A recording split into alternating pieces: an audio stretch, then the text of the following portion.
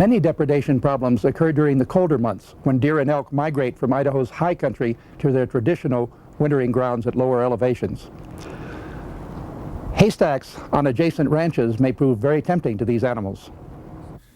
Conventional wildlife management practice calls for paneling haystacks out of reach of wild animals. Another solution is a specific depredation hunt designed to reduce the number of deer and elk in a problem area. But in eastern Idaho, there's a special place where none of these traditional wildlife management practices can be applied. When problems began occurring, a much more dramatic and costly plan had to be devised to remove these offending animals from the area.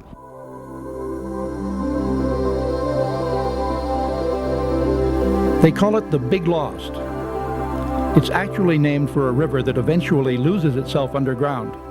But the Big Lost could easily be named for the incredible feeling of isolation here, the sense that this land has remained untouched forever. But locked between Big Southern Butte and the Lost River Range lies a federal security area known as the Idaho National Engineering Laboratory, or INEL site.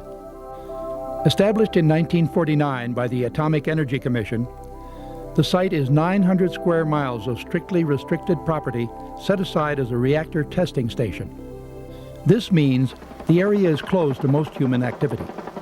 But when the resident elk herd became a problem, human activity exploded in the form of 40 biologists and 2 Jet Ranger helicopters and their pilots. The problems here are unique.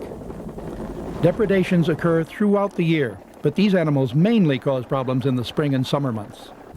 Everything fine? Got blood? The problem is that there isn't a lot of free water on the site.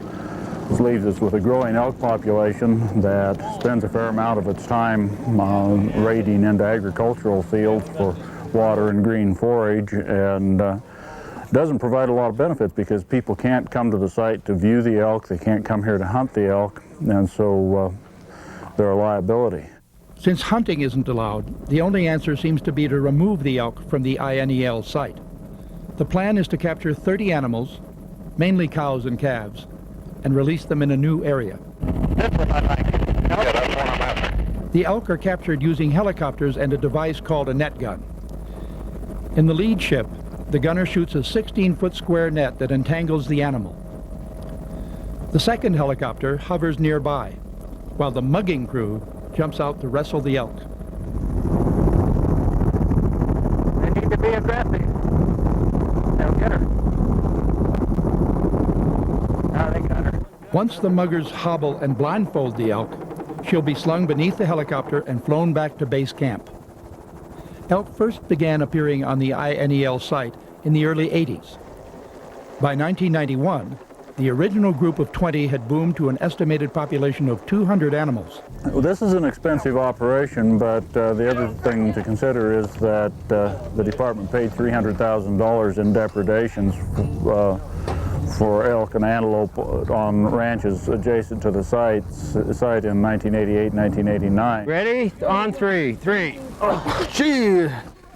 The costs add up to about $500 per elk for a total of $15,000.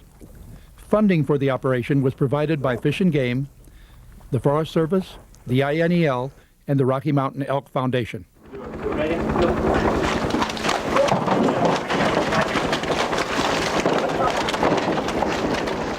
This 30-animal mud rodeo won't be enough to end the depredation problems on the INEL site.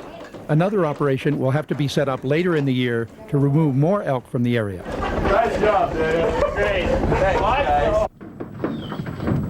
There they go. But the good news is that these animals will be pioneers of a sort. They'll be joining earlier transplants in establishing a new population of elk near the Pebble Creek area, southeast of Pocatello. Biologists have termed the INEL project Operation Flying Elk. It marks the first time these animals have been moved, carrying them in special bags slung beneath a helicopter.